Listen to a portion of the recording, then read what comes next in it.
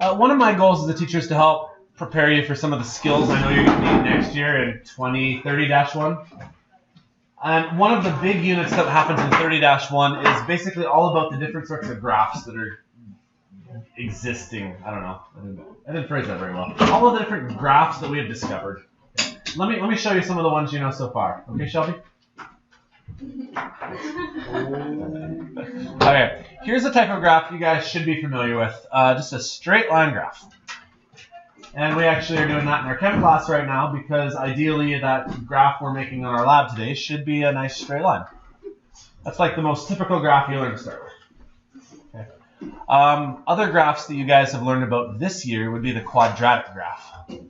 And quadratic graphs have their uses. For instance, a lot of shapes are quadratic. Most of them aren't the smiley face quadratic type. A lot of them are the type where it's like the upside down one. This would be a good example of the person who jumps off the diving board and lands in the water. Another one of my personal favorites when it comes to the quadratic graphs involves economics. I think almost everyone's done the question now where this is like your price that you sell stuff at, and this is how much revenue you can get. And somewhere in the middle, let's go for quadratic. Hey, I'm pretty good at this, okay? Want to try it? Somewhere in the middle, there's a maximum amount of revenue you can make, where you don't want to charge too much because then no one buys your stuff. And you don't want to charge too little because then you make no money. Does that make sense, though? I've shown most of you that example. Right? I think quadratics have a lot of application. Okay. The third type of graph we just started a little while ago, and it basically is a V. It's an absolute value graph. And it has most of its applications are probably in physics, where you've got something that literally will like just bounce off of a wall right back out the angle it came. So the example in one of your notes, I think, was an air hockey table, right? If you can kind of imagine it, this is a bank shot where you bank it off the table and it banks right back the way it came. I don't think it makes sense for a pool table, if I were to draw one here, like this. If someone has the ball right here and they hit it off of this wall, that it bounces like that way. That's just not how the laws of physics apply, right? Like if I bank it off of this wall, it's going to go there, and then it'll go there, and then I luckily make a bank shot, and I say that I was meaning to do that, by the way, right? You know what I mean? So those are the first three functions we've learned about. So today we're going to add our fourth and last function this year, but next year we're going to add even more to the list. And the function we've got this year basically has this sort of shape to it. It's like a downward declining shape. And it's called a reciprocal.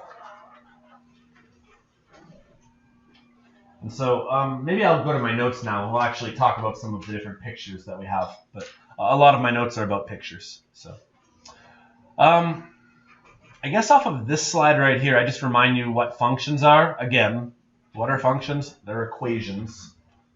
So this equation is going to involve the reciprocal function, and this is the key word. It involves dividing. Typically, the reciprocal function looks like this. Y equals a number divided by x. That's like your typical reciprocal. Have we talked much about the word reciprocal before? Or is that not something you guys have used in math a lot? I don't actually think I know the official definition of reciprocal, but whenever I think of reciprocal, it always involves something on the bottom of a fraction. So when you think reciprocal, think something's on the bottom of some sort of fraction. So like, let me give you an example. Y equals 1 over x. That is the most common place we start. But it could be y equals 2 over x. It could be y equals 60 over x. If you get really complicated, sometimes you can do things like y equals 1 over x squared, or y equals 3 over 7x to the 5. Like, you can do weird things like that. We're not going to do that this year. We're going to keep it fairly straightforward and stick with something mostly like this. Does that make sense, at least? The idea that a reciprocal is something's on the bottom of a fraction. Okay, I'd like to do a table of values just for the basic function 1 over x, just to talk about what it looks like. Give me a number for x. 4. 4 is a good number. I'm going to put it way down here, though, if that's okay. Well, then the reciprocal of 4 is 1 over 4, which is 0.25. That make sense? Let's do 5. Well, then the reciprocal of 5 is 1 over 5. Anybody know what 1 over 5 is as a decimal? Good, 0.2. And I'm only going to do one more in this direction. We'll start going the other way. 6 would be 1 over 6. Do you know what 1/6 is? I think it's 0.16666 repeating, I think. What is happening to these numbers as the x value gets larger? Yeah.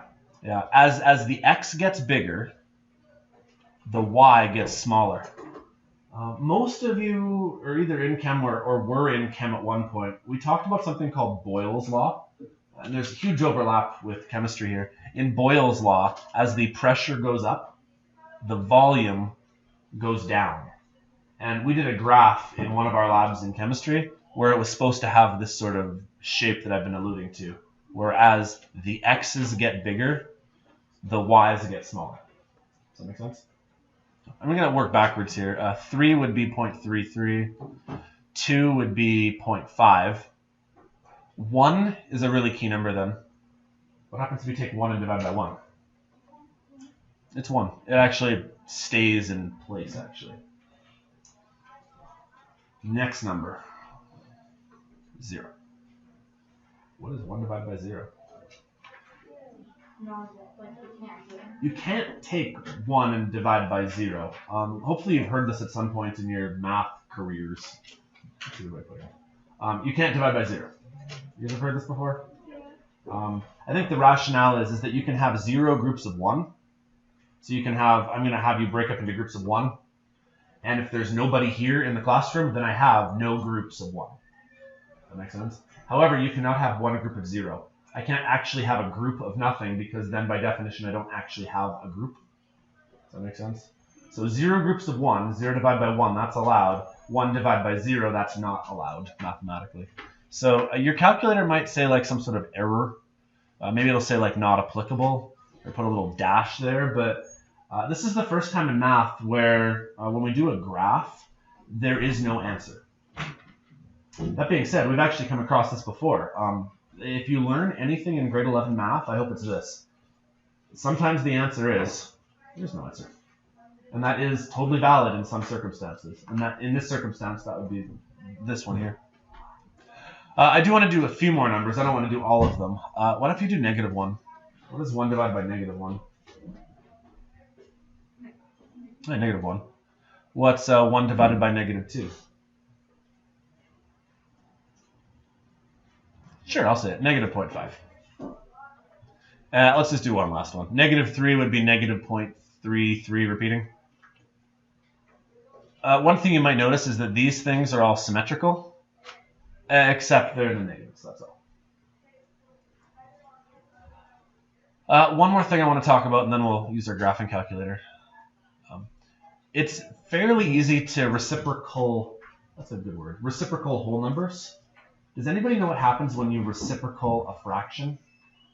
Like for example, what if I asked you to do 0.1? Does anybody know what 1 divided by 0.1 gives you? The answer is 10.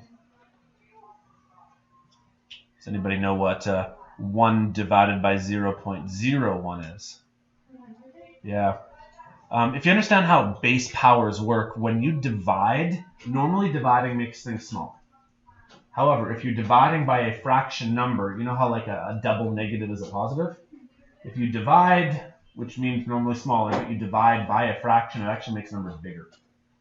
The reason why this is important is that if we were to look at all the numbers between 0 and 1, all of those decimal type numbers, when you reciprocal a decimal number, it actually becomes big. So like 0.5 becomes 2. Maybe the best explanation of that is if you do 1 divided by 0.5,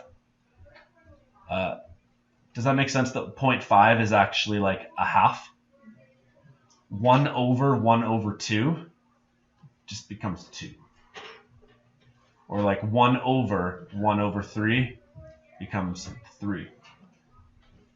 So what ends up happening then in a reciprocal graph is things that are big become small, and things that are small become big.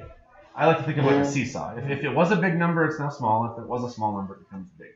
So again, if you're in my chem class, if 1 goes up, pressure goes up, by default, the other thing, the volume, must go down. Does that work? Long explanation for this graph. Okay, so this is what the graph of a reciprocal function looks like if you put it in a calculator. Let me see if I can try to explain this. Right here is the point 1, 1. If you plug in 1 and divide it by 1, it's 1. Here is where x is 2. 2 becomes a half. 3 becomes a third. 4 becomes a fourth. 5 becomes a fifth. 6 becomes a sixth. I'm running out of breath. Will this graph ever reach 0? By definition, it can't. What if x was 1,000,000? It would be 1 over 1,000,000, which is a really small number, but is it actually 0? No. This graph right here does continue forever. Like literally it can go for forever. But it will never actually cross the axis. There is no x-intercept. That's one of the key characteristics of this graph, is that there can't be an x-intercept. There is no way to make this equal 0. Does that make sense? There's also another key characteristic of this graph. There is also no y-intercept. Because the y-intercept is where it touches this axis right here. The y-intercept is where x is 0. But can x be 0? We just said you can't divide by 0. So the graph is very odd in that, you know how in some of the questions I ask you to find x and y intercepts? There aren't any. There is no answer for those. Here are some x values. The x values are very small. Like the x value here is 1. Here the x value is a half. It gets bigger. Here the x value is 3, or was a third. It gets up to 3. What ends up happening is in 2 different directions, in the horizontal and vertical directions, this graph will get very close to the axis, but will never touch. There's a name for that, and I'm sure I have it in further slides, but I should mention it now. It's called an asymptote, which I think a few of you guys have asked me about on your assignment. An asymptote is defined as an equation where the graph gets really close to, but never actually touches. Let me say that one more time for you. An asymptote is defined as an equation where a graph is going to get very close to, infinitely close to, but it will never truly reach there. In this example right here, there's 2 asymptotes. One of the asymptotes would be if I tried to draw a line. What's the line to it? There it is. Right here. Will the graph ever actually touch that line? No, it'll keep getting closer and closer and closer. So my question for you then is, well, what is the equation of this line? Anybody know? I'll write it for you. I'm sure you know this, I need to show you. The equation of that line is y is 0. Because like if there was a line right here, that would be the line y equals 4. Does that make sense? So the line that goes directly in this direction right here is the line y equals 0. This is the equation of an asymptote then. So when I ask you what's the equation of the asymptote, it's always written as either y equals or x equals. And what you're telling me, actually what you're telling me is not what it equals, you're telling me what it can't ever equal. There is no way this graph will ever equal 0. Does that work? Okay, well then there's one more asymptote. There's an asymptote that goes horizontally. There's also an asymptote that would go vertically. What's that equation? Yeah, you're right. Yeah, x equals 0. You're right. X equals 0 is the other asymptote line. Because that literally is the one number that you can't divide by, right? You can't divide by 0. Here's a little note here. In context, normally the domain is everything over here and everything over here. But usually, like in a word problem, we kind of skip drawing this half of the graph. Because can you have negative stuff in real life? So that's usually we only worry about this section of the graph. But if it's not a word problem, technically there are two halves to this graph. There's a positive quadrant half and a completely like a symmetrical negative quadrant graph. Does that make sense? No. I just got a bunch of pictures then, just talking about what we've mentioned here. I don't know. Look at the pictures, I guess. This is Boyle's law. This is the chemistry one that I mentioned for you guys in my chem class.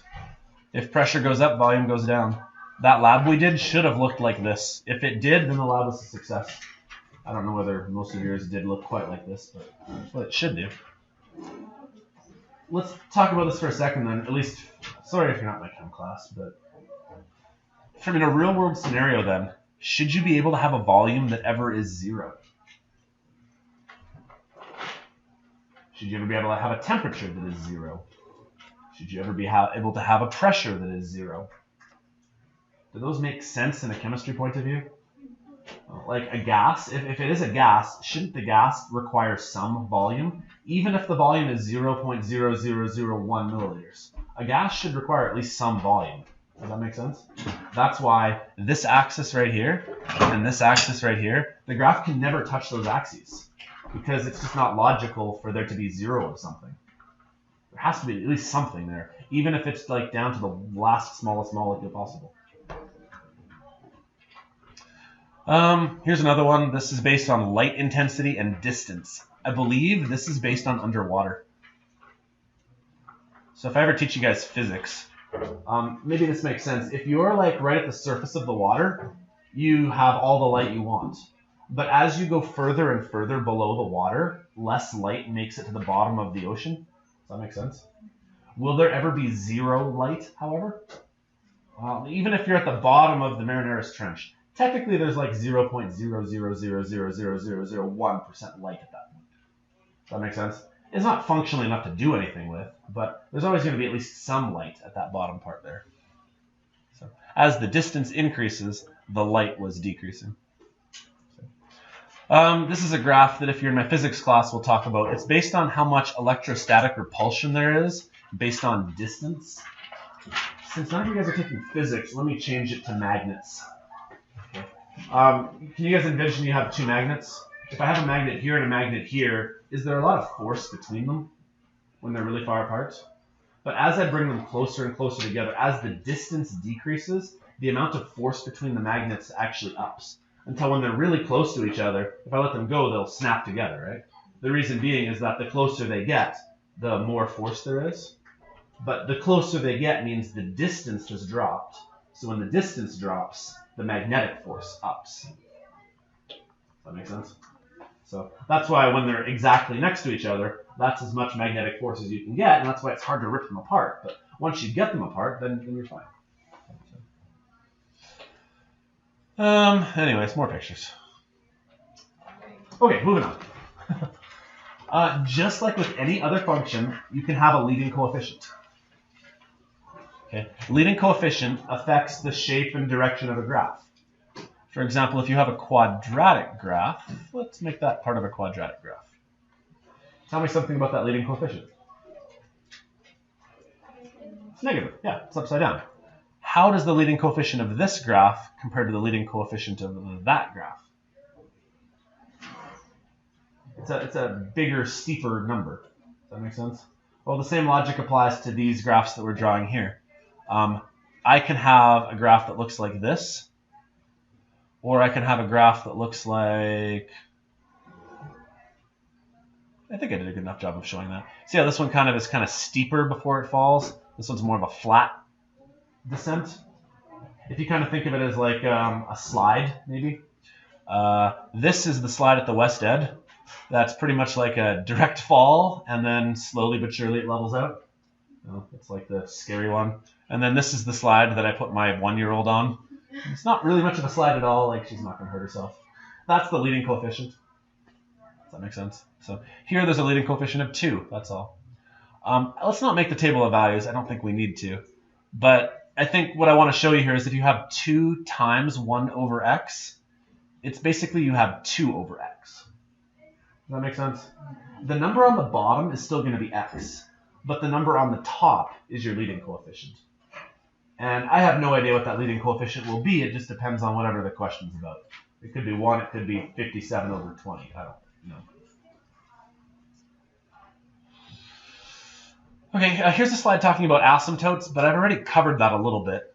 So I guess just to recap here, there's always going to be a line vertically that the graph will never quite touch. There's always going to be a line horizontally that the graph will never quite touch. The equation of the asymptote, therefore, is the number that the graph cannot be. Say that one more time. The equation of the asymptote tells you the number that the graph cannot be. There is no way this graph will ever be x for 0. There is no way this graph will ever be y for 0.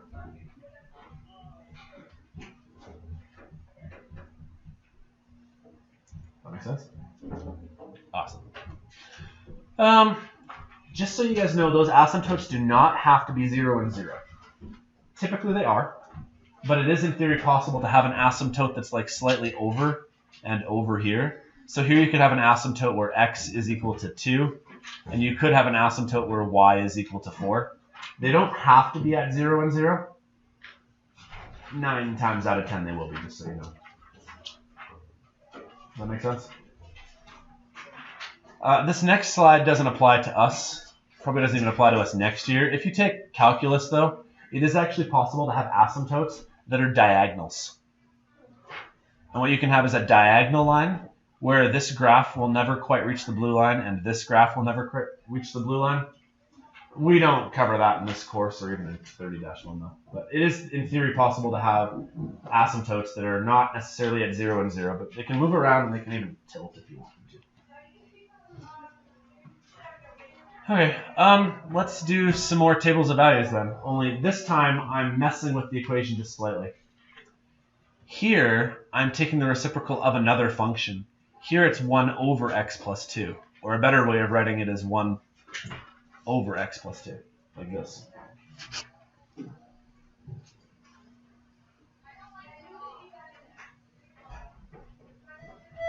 Akira Gooden, please come to the office for a phone call. Is this still a reciprocal? Please come to the office for a phone call. Yeah. So long as you have like the variable on the bottom of some sort of fraction and the number on top, that's a reciprocal function. But something fundamentally changes here. Can I use 0? Yes, I can. Because on the bottom of that fraction, 0 plus 2 is 2, and then it becomes a half. Can I use 1? Sure.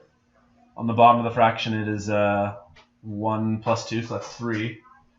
So that makes it a third.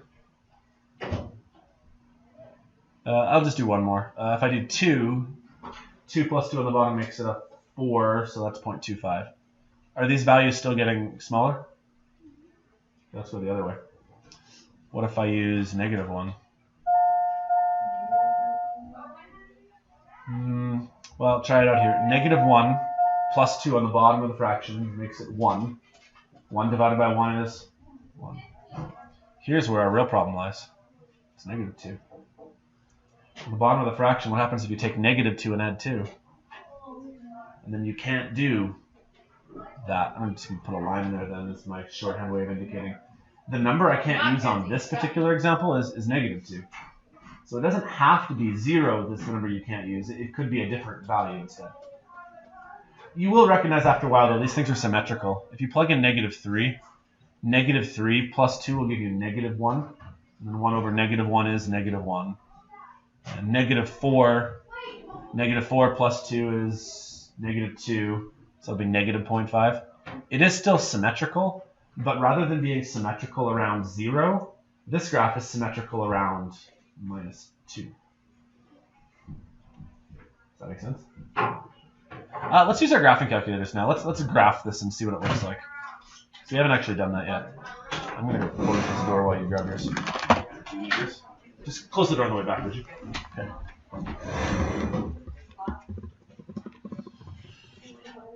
Okay, go to y equals, clear out everything that's there. What you need to do then is go 1 divided by bracket x plus 2.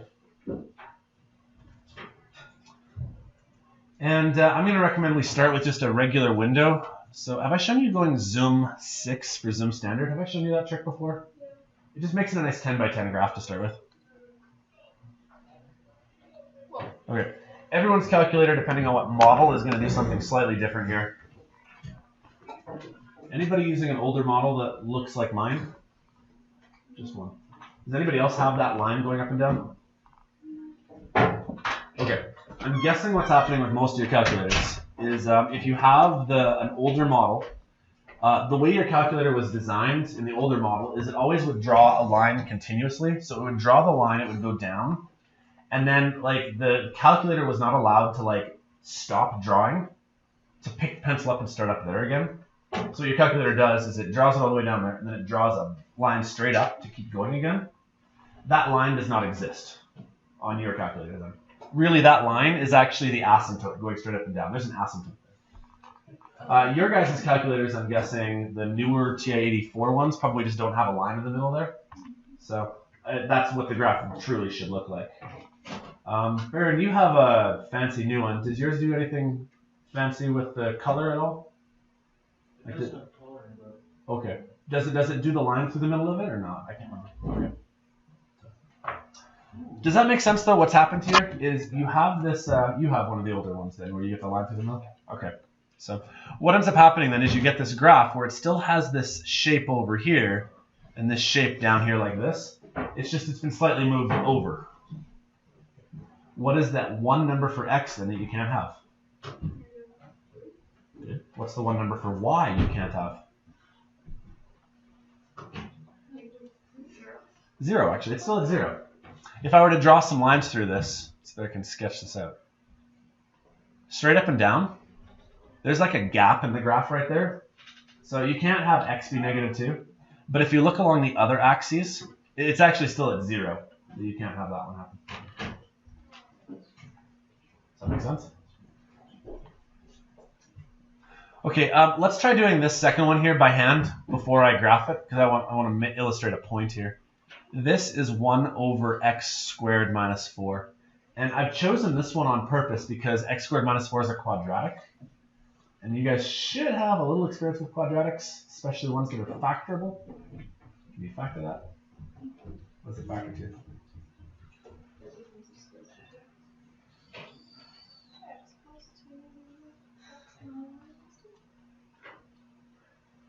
What's going to happen in a graph like this is there are now 2 different numbers that are going to create asymptotes. In this first graph right here of x plus 2, you can't use -2. Hopefully you can clearly see that if you try plugging in -2, the bottom of the fraction will be 0.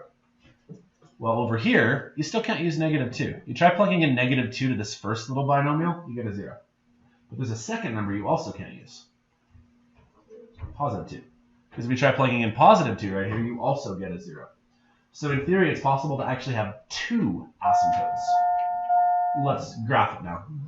Let's skip the by hand part. Let's do the graph now. Sorry if you started doing that. I think I made the point I wanted to make that you can have more than one asymptote.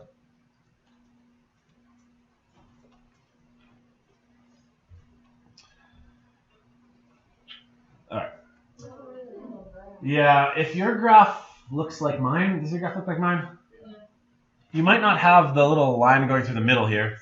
Yeah, it makes it confusing with the line going through. Okay, so different calculators have different abilities to draw this nicely. Here's what happens. Let me sketch it out a bit nicer for you. The graph is basically going very, very flat, and then all of a sudden it just skyrockets all the way up. And your calculator may or may not even draw that line all the way up. Like my calculator kind of gives up on drawing that vertical line all the way up to the top there. I think the reason why it gives up on that is because it then has to draw the line all the way back down again. The line that doesn't actually even exist. So. And then what should happen then is the graph then starts very low down here and comes and does something like this. Some of you have a graph that does that for you? And then my calculator stops right about here. It gives up. Seriously, it does. I think it has to do with pixel size. It's just not able to draw pixels any smaller. And then rather than drawing that line all the way up, then it should start doing this again. This is what the graph is supposed to look like. where you actually have two different asymptotes running up and down. You have an asymptote right here at -2, where you can't plug in -2, that causes a problem. And you also get another asymptote right here at +2. Is there a way to like actually find that on your calculator, or you just kind of have to look at it and say is that -2? I would say there's a couple main ways you can do this. The first would be go second, table. Have I shown you guys the table very much before? My table right here, you can see like at -2 there's an error, and at +2 there's an error. That's a good way of figuring it out.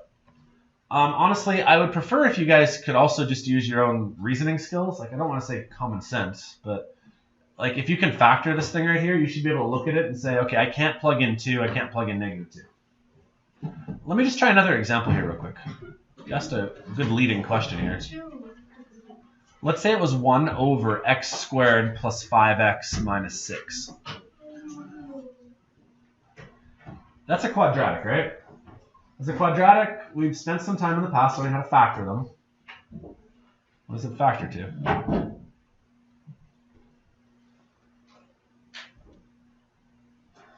Numbers that add to 5 times to 6.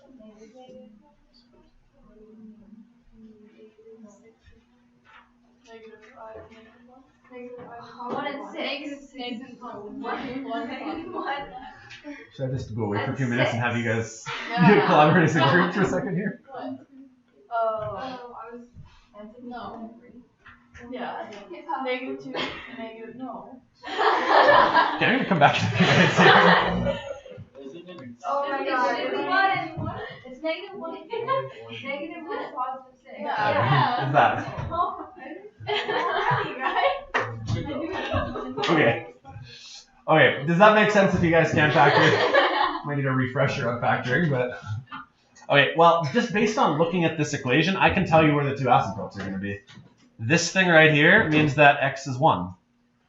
Maybe that's a bit of a misnomer. X is never going to be 1. What I'm actually telling you is what x can't be. There is no way in the world x can ever be 1.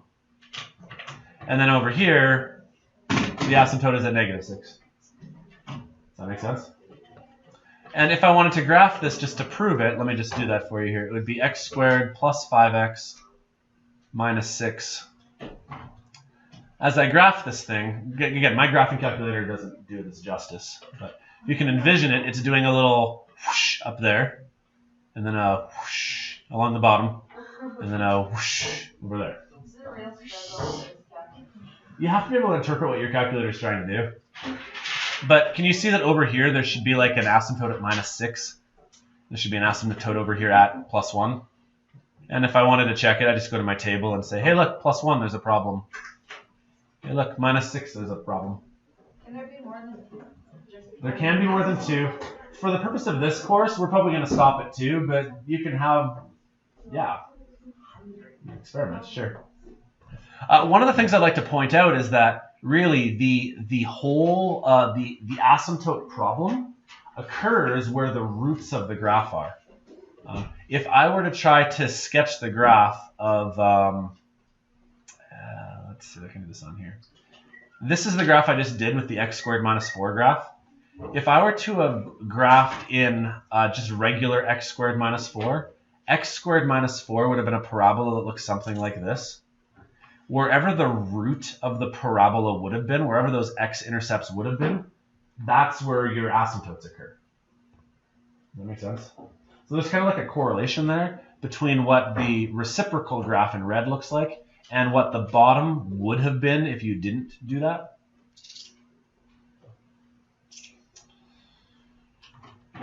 Okay, here's a picture kind of describing the same concept actually. Here's the graph of 1 over x plus 2, which I guess we just did. Imagine that I asked you to graph just literally the graph x plus 2. The graph of x plus 2 would be just a nice straight line linear graph. Where does that linear graph cross? Right there. And because that's where this graph had its x-intercept, that's why the reciprocal graph, that's why there's an asymptote there. Because that's the one number that you can't divide by. Here's another picture. Here is a graph of a nice parabola. the parabola has two locations which would have been equal to 0. Therefore, because it had two roots, the reciprocal of it has to have two asymptotes. So, Shelby, you asked whether or not we could have more than that. If I were to give you a graph that looked like this, how many asymptotes would you expect? 1, 2, 3, 4, 5. I would expect on the reciprocal graph there would be at least, based on what I can see, these 5 asymptotes. I can actually ask you to kind of sketch what the graph would look like based on that. I would expect asymptotes to be in those locations. By the way, I don't think I mentioned this. Convention is to draw an asymptote with a dashed line. Does that make sense? Whenever you draw the place where the graph cannot be an asymptote, we draw it with a dotted line. That's kind of the convention. If we wanted to then, say, figure out what this graph would look like, I might say it's probably going to look like this over here. We'll do kind of that funky shape here. And then here it'll do kind of this funky shape like this. That makes sense at all? And then here it'll do kind of a funky shape like this. And here it'll do another one of these actually. And here it'll do one of these. And then what happens over here, see how this graph is going to keep going to infinity? Yeah. That means that this graph right here will end up keep getting closer and closer and closer to the axis, but never touching. It won't turn back around again. Like all of these ones right here, they turn back around. And this one, it turns back around again. But this graph, because it keeps getting taller infinitely, the graph will keep getting shorter infinitely. And that's what kind of stops the graph. So you get these kind of alternating. They look like parabolas. Technically, they aren't actually true parabolas, but they look like one. So, does that make sense? Mm-hmm. Okay, that actually leads really well into this then. Let's sketch a graph of these as though they had to be reciprocals. So here's my first question. Where does the graph have an x-intercept? -1. Well, that is going to be the location where we draw a nice little dashed line. The dashed line just indicates that, well, you can't divide something by 0.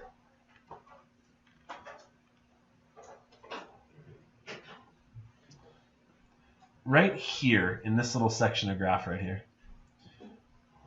what are those x values? Or sorry, what are those y values right there? Are they big y values or small y values? They're very small. They're all less than 1. What happens to reciprocal things then? What happens to small things when you reciprocal them? They become big. That makes sense? So all of the numbers that used to exist in here are now quite large values. Over here, what is happening to these values? Okay, they are getting bigger, and therefore they're going to get smaller. Does that make sense? And what ends up happening then is all of these values are slowly but surely dropping and getting smaller. This was not my best graph. You get the point though, right? That slide concept. There is one point that we know on this graph. It's right here at 1. That's kind of the only point that really matters.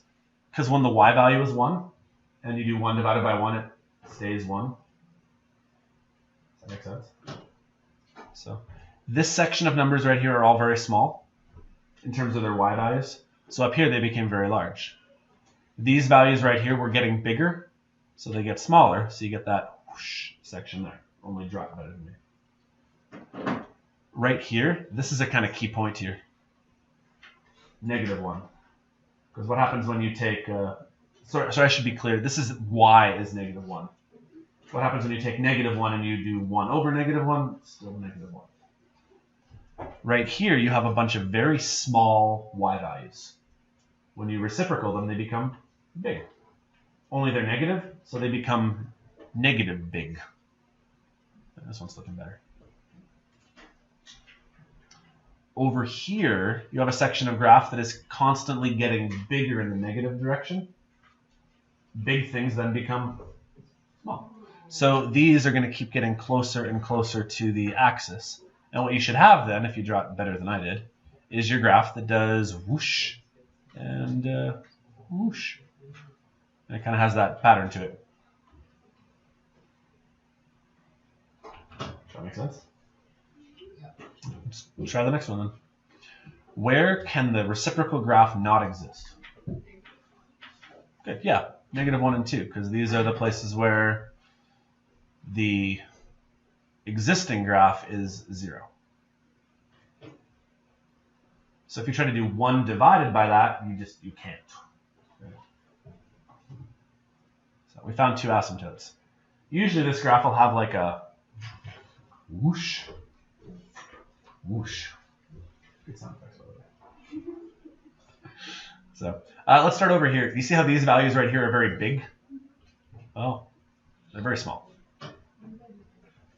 And then as these numbers get smaller, the red numbers need to get bigger. The one key point is right here. The y value right there is 1. It will stay 1, because when you do 1 divided by 1, it stays 1. So you just kind of need to write your little whoosh. By the way, when you do this, you need to do sound effects too.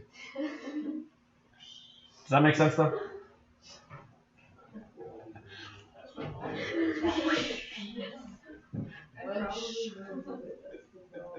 Okay, let's do the far section of the graph. Right in this littlest bit right here, you guys can see that these values for y are all very small. So when you reciprocal them, they'll all become very large. And they're going to start getting smaller up until this point right here where you've got like 1 as your y value.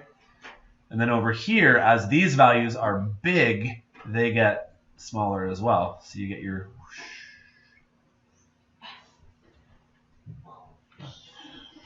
Those are the edges of your graph where it kind of flattens out. So like in my mind, I'm thinking West End water slide, right? Like this is the drop of doom, but it does level out at some point. Does that make sense?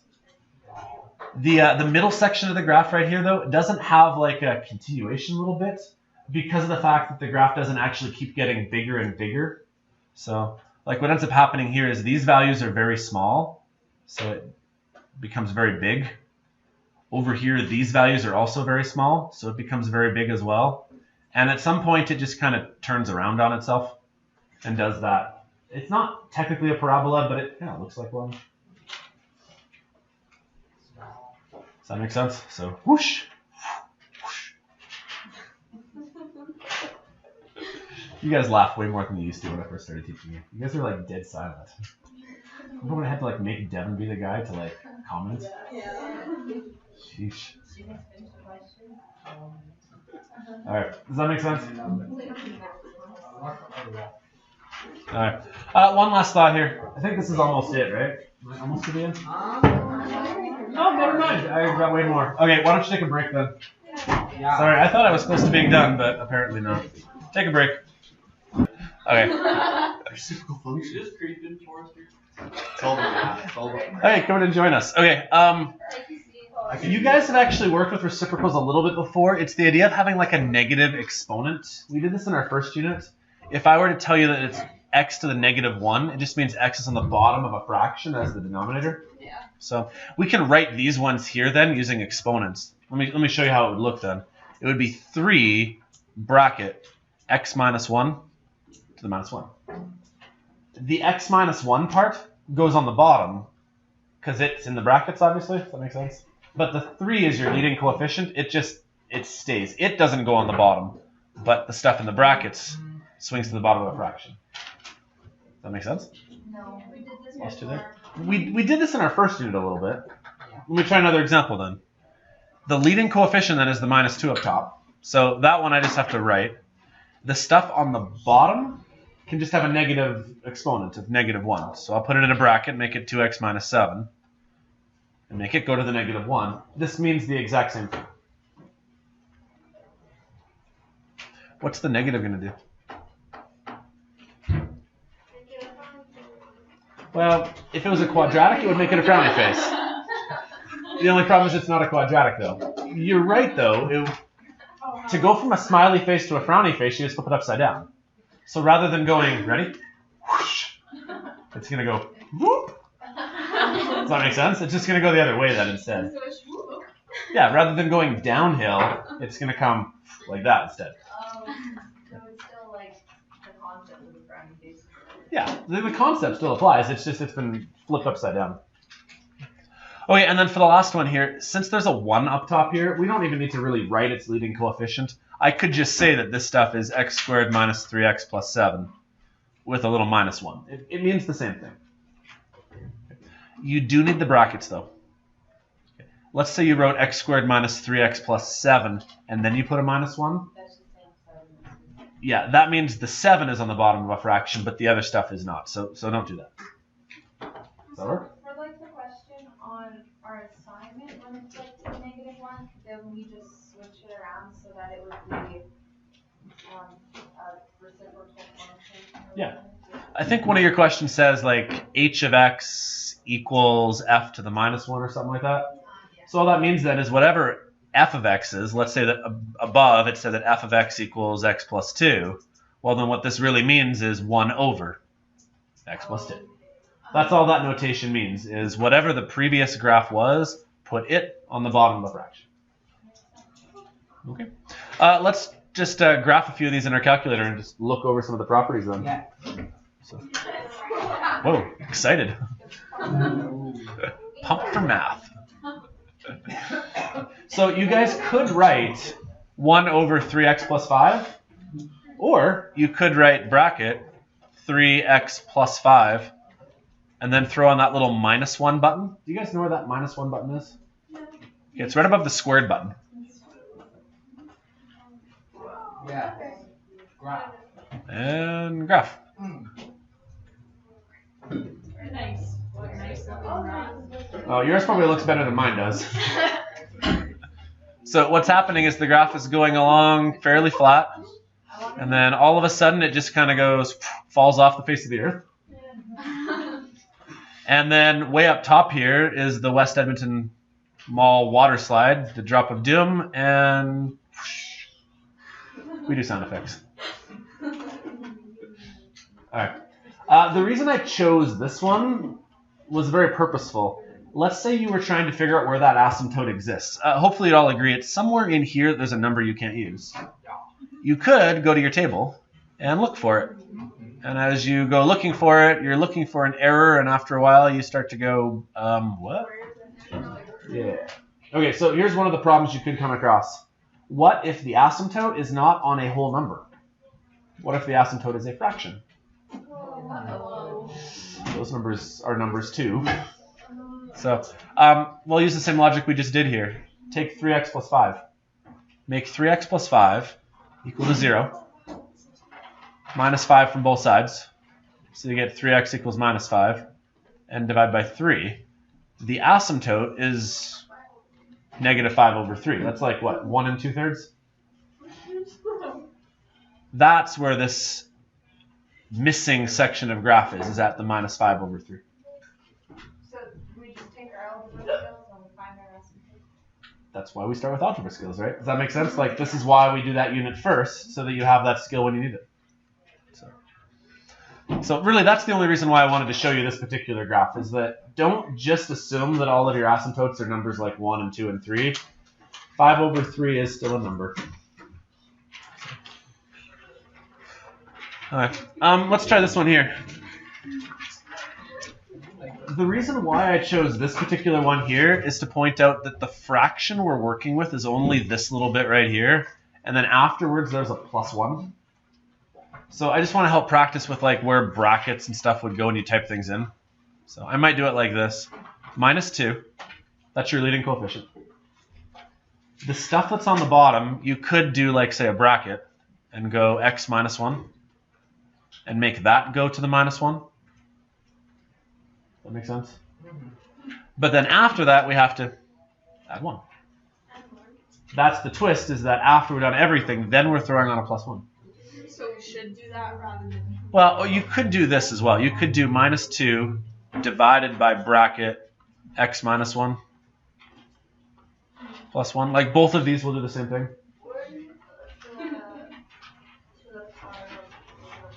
I would just put it right after the x minus 1. I would just press this button right here that's above the squared button.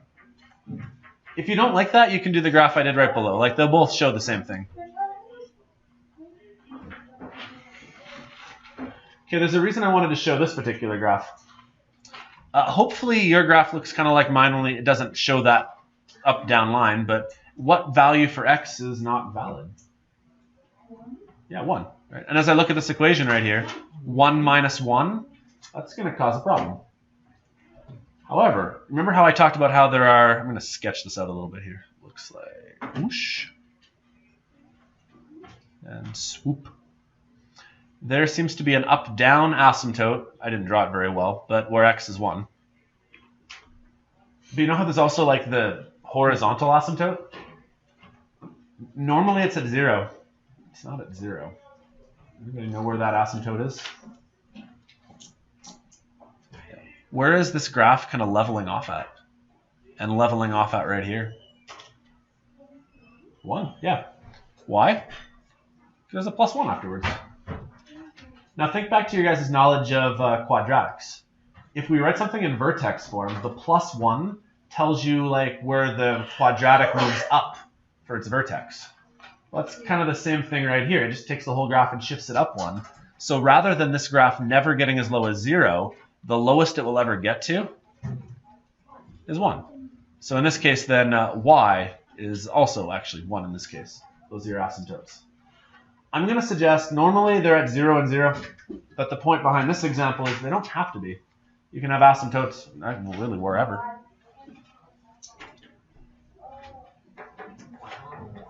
Sound good?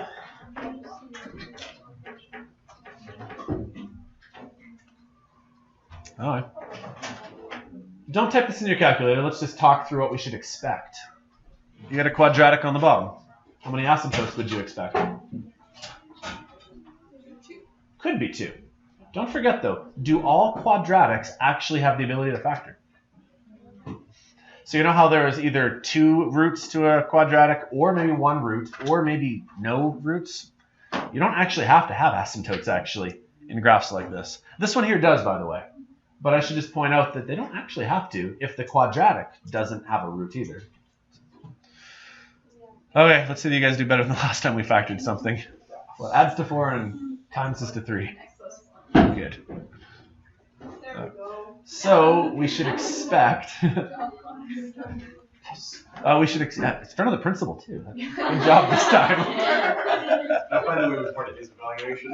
Oh boy! Last time we did this, just so you're filled in, we were trying to factor something, and for the life of them as a class, like they could not figure it out. Anyways, okay, so you should expect an asymptote probably over here at roughly -3, an asymptote at -1, and like hopefully by now you've kind of figured out the pattern as to how this would look. But let's graph it just to confirm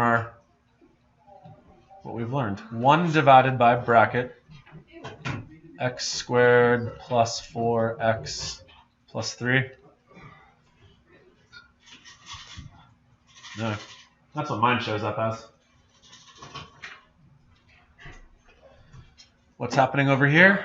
Very low to the axis. Whoosh.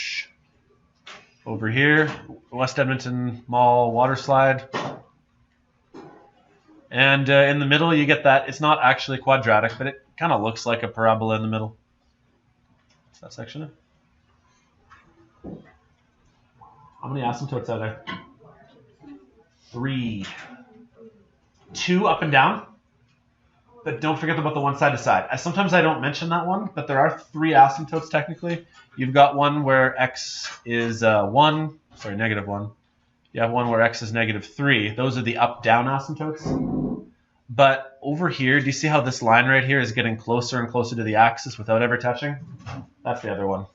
There's also one right here. That's where y is 0. Yeah. Cool. Okay, so we did all of that. Honestly, that's cool and all, but what I'd really rather work on now is let's actually solve a problem with this. So, all of that to get to this question What does here. one look like if it doesn't? You can't factor it. Have you done that before? Usually it looks like this. Right, okay. is what ends up happening. Because you get a quadratic that looks like this. What ends up happening is these high numbers right here, they become really low. These numbers here, as they get lower, it gets bigger, and then it comes back down again. We do that in grade 12 a little more than here, obviously. Sure you're a little. Yeah. It looks like a nice little mountain range. That's what happens. Yeah. All right. You guys are like all ready to go here. Standing desks. Standing desks. I would die. Okay. One of the things that I try to do then is try to. What was that? That's why I was saying standing desks. Okay. One of the things I try to do is put things into a real life context. So, you guys at some point, I'm sure, have learned this formula: work is force times distance. Yeah. I know you've learned it because I'm teaching grade 10s it right now, but this is a formula. Okay. Let's say you want to try to find the distance an object can be moved. How could you rearrange this formula to get distance by itself? Perfect. Okay. Is this a reciprocal function? Sure, why not? We have a fraction. Does that make sense? To make it a fraction, though, usually we want to have a leading coefficient. And the leading coefficient we would maybe put as like the top number. So I know we do know the force as well, but could we plug in the work value? What would that be in this question here then? Okay, good. So what I'd like to do is make this equation here. D equals 600 divided by F.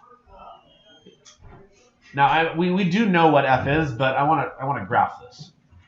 So we can't actually write it, but we can write like 600 over X if we wanted to. Let's graph that.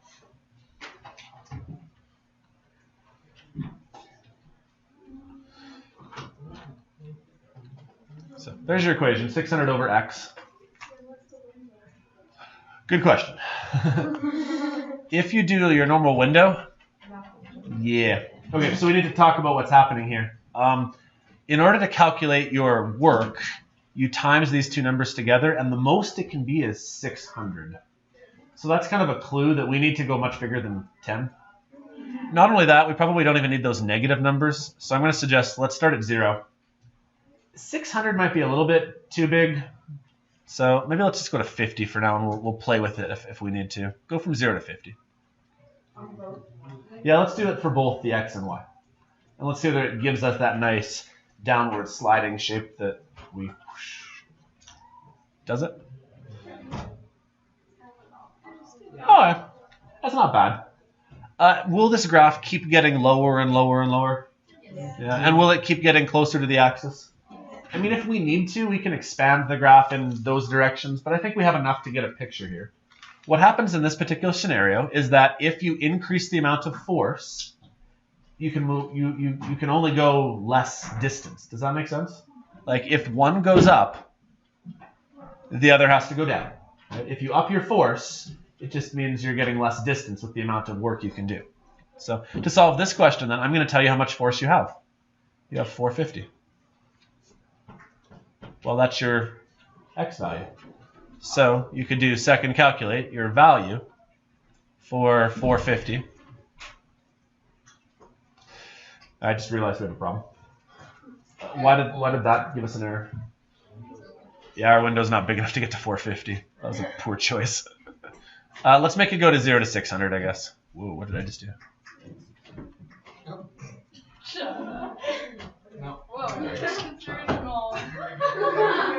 Does the graph just like drop off the face of the earth? It's in the bottom corner. Yeah, that makes sense. It probably would. Yeah. But you should be able to find that value, right?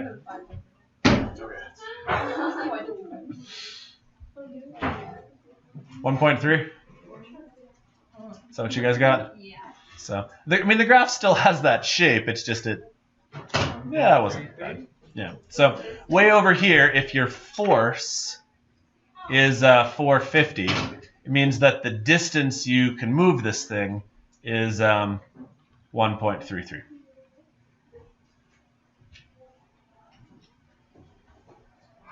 Does that make sense? Whenever I give you guys a word problem like this, it's usually going to involve only one of these numbers, though. I probably wouldn't have given you the 450 newtons of force. I would just tell you the 600. and then later in the question I would say, if you can do 450 of force, what would happen? Or I would say, if you can do 25 meters, then you'd plug in like a line right here at 25 and see where they cross. Does that make sense? Okay, that's my lesson. I need you guys to know the basics of what a reciprocal graph looks like, but maybe more importantly, recognize that it has a use. And hopefully you've seen some of those uses at some point in the sciences, because it comes up a lot. So, I'm done. Any questions, comments, concerns, conundrums, complaints? Forsters are gone, so.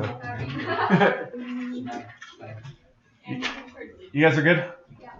Awesome. Okay, in case you need places to look for more questions, did I give you this sheet in your notes? Hit my ear. Wait, yes, you did. Okay. Can you go up again?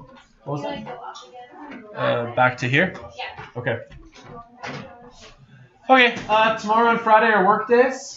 Can I have your assignment by Friday, please? Yes. Some of you are pretty darn close to being done. Some of you are getting some late assignments, though. Stop handing in things late, whoever is doing this.